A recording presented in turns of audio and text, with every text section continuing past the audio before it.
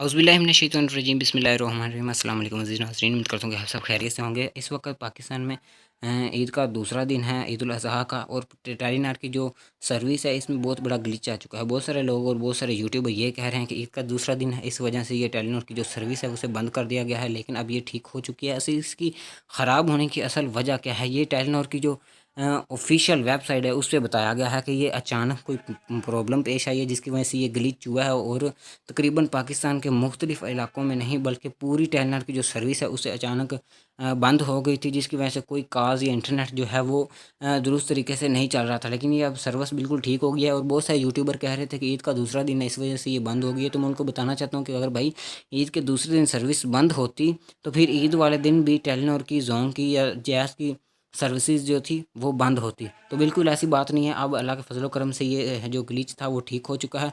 मेरे चैनल को सब्सक्राइब कर लें मज़ीद इस तरह की वीडियोज़ देखने के लिए। अल्लाह हाफिज़।